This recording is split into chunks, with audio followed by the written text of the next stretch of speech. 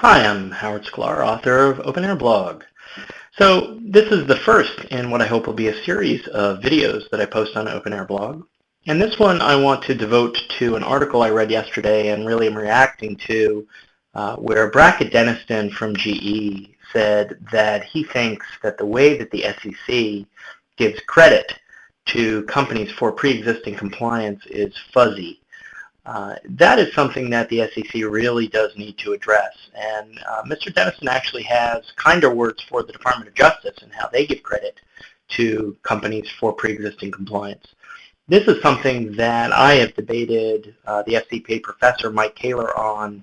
I am not a fan of a compliance defense for FCPA violations, but even I recognize that when it comes to books and records, because those statutes do not have a knowledge requirement, the argument for a compliance defense is much stronger.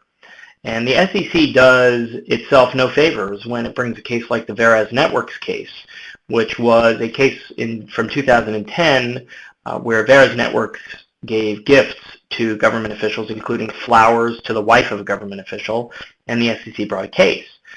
This is one where the SEC probably should have used its discretion and not brought a case, simply because the allegations at least appeared from the public documents to be very picayune, very almost petty, and bringing that case really did themselves no favors.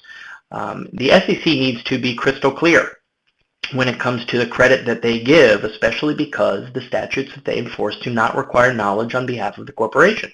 So they need to really give companies a very transparent view into how they reward companies for pre-existing compliance.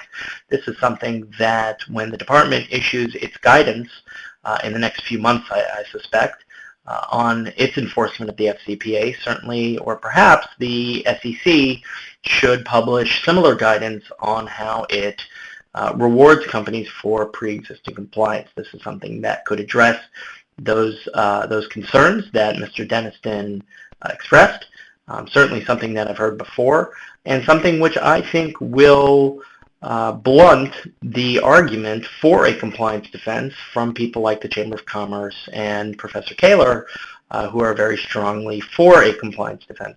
I disagree with that entirely for a whole bunch of reasons that I've expressed to Mr. Kaler and to Professor Kaler and in a webinar with him.